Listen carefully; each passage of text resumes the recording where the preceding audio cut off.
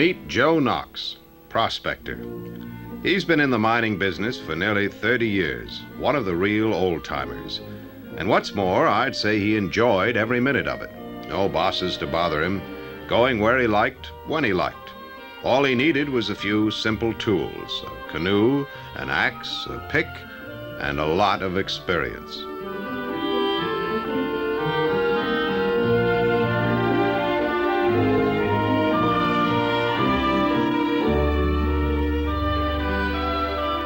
In a way, you know, prospecting is a kind of detective work. And every year, as soon as the snow was off the ground, Joe was out looking for clues. Clues that would lead to some kind of buried treasure, some hidden body of minerals. It's a job that takes a lot of time and patience. I suppose that every prospector, including Joe, is really driven on by hope. A hope that just over the next hill or just around the next bend, he'll find something big and strike it rich.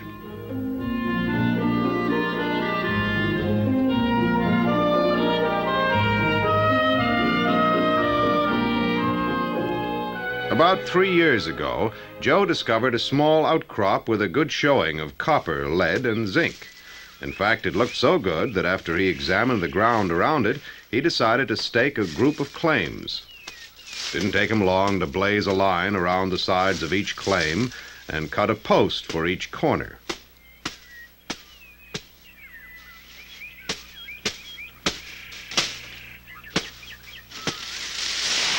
But Joe knew as well as anyone that staking a claim doesn't mean there's anything under the surface.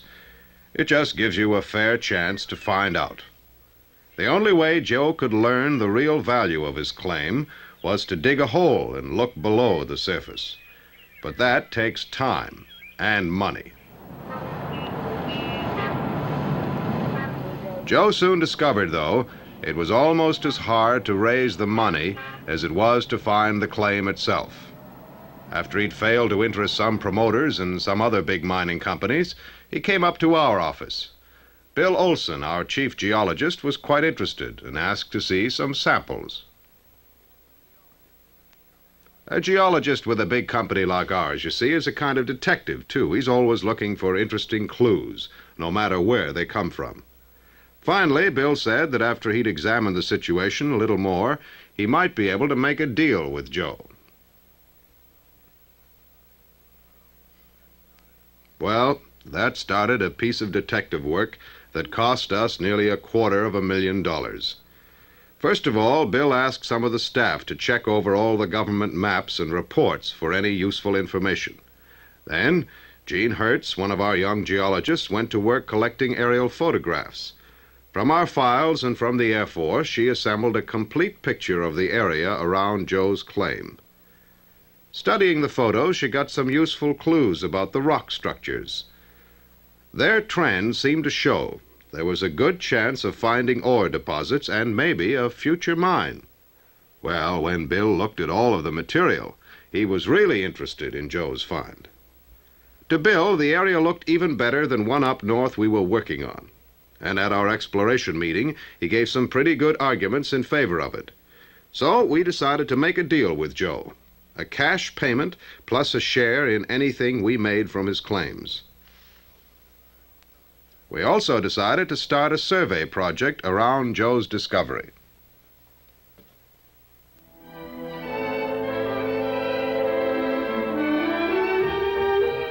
That summer, we set up a camp near Joe's claim. From here, our crew would make an aerial survey of about 300 square miles. We gave Ed Bell, our pilot, a detailed flight plan marked out on a mosaic photograph, so he'd be able to study every landmark in the area he had to cover. Our plane crew would seek clues that Joe couldn't find on the ground, clues hidden under the surface. Of course, it took a lot of fancy equipment and money. But it's not nearly as mysterious as it sounds.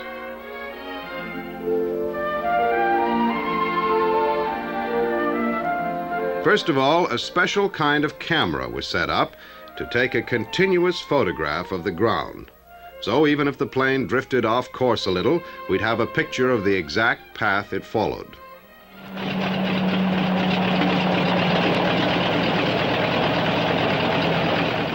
plane carries instruments so sensitive that they can investigate rocks 100 feet below the surface.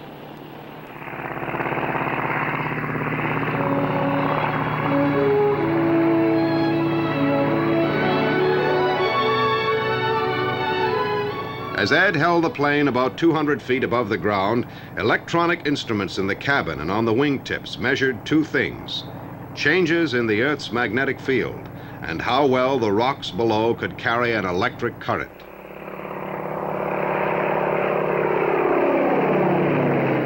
Each time the plane crossed the survey zone, Ed turned to make a run 200 yards over from the last one.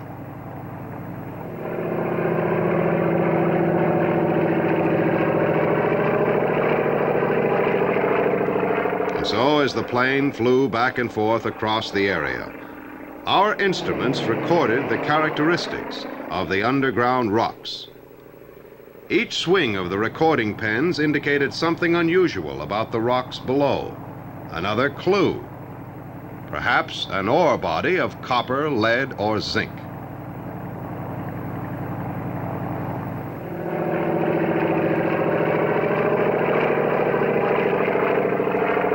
As long as the weather was good, they flew every day, dawn to dusk.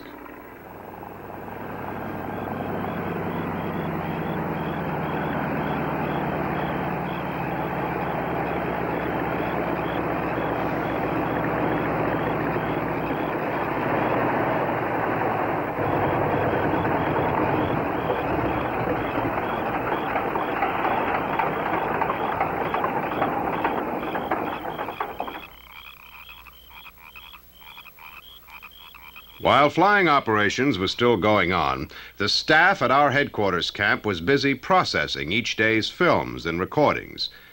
It saved time to work out in the field, even if conditions were a little primitive. As soon as a roll of film from the aerial camera was dry, one of the boys plotted out the plane's exact flight path by picking out landmarks on the film and comparing them with those on the flight plan. Then all of the unusual places recorded by the plane's instruments were marked on the flight paths. This gave us a map showing all the local areas where ore bodies might lie hidden.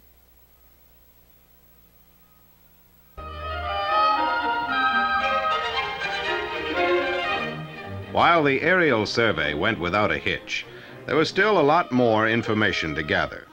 So we decided to send several ground parties into the area to have a closer look.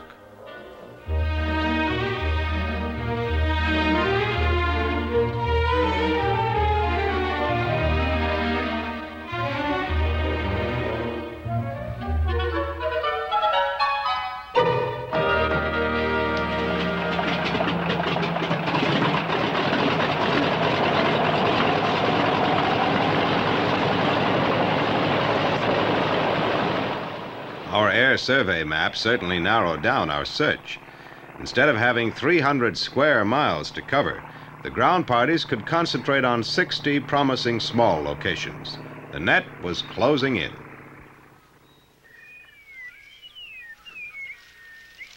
Naturally, on the ground, progress became slower and more difficult. It takes a lot of experience to find your way through the bush.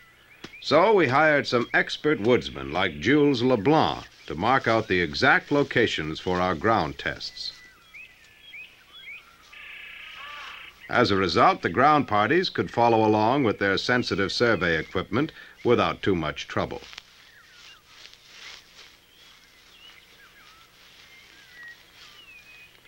Locating the place for each ground test had to be done pretty accurately.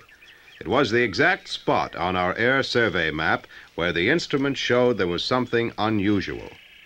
By making careful observations and using an aerial photograph as a guide, Jules usually hit it within a few feet.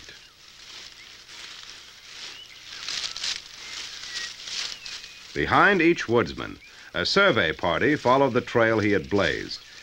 At each test point, they made a series of measurements using several different instruments.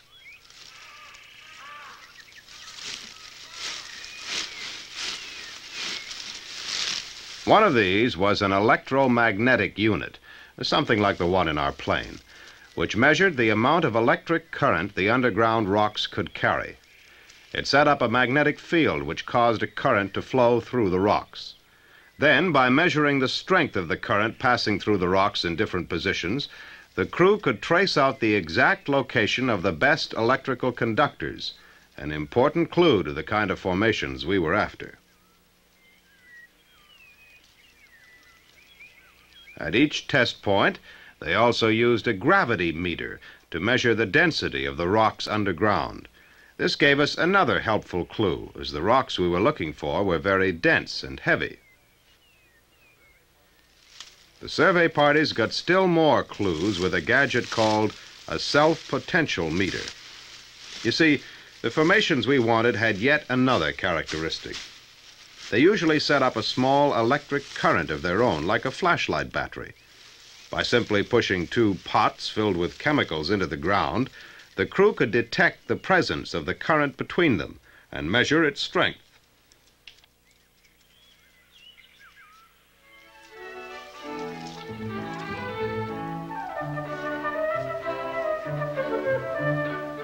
For most of that summer and fall, the survey crews kept up their methodical detective work.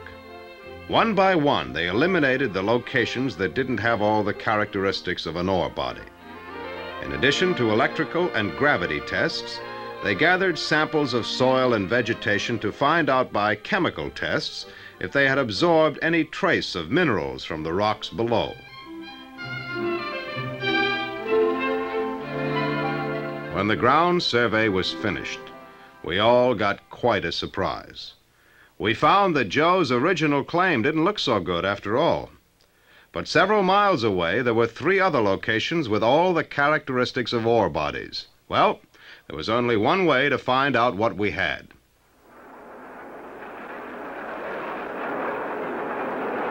Diamond drills would cut out samples of the underground rock and tell us for sure if we had an ore body and its exact size and value as well.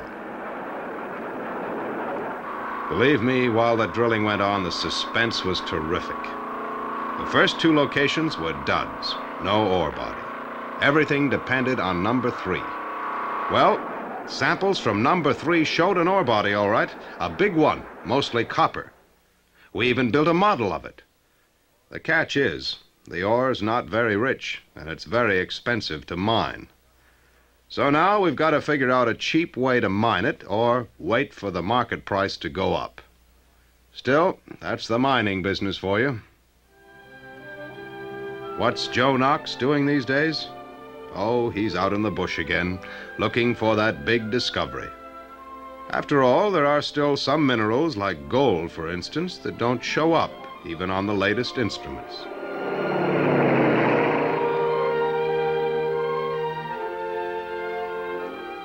By the way, we've got a new project going on.